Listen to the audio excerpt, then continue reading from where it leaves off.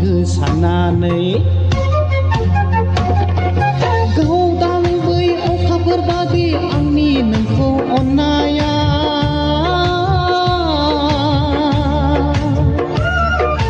गोथौ बै लैथो बादि आंनि मोजां मोननाया थैजों लिरहरनाय आंनि गोथार नैबे लाइजामा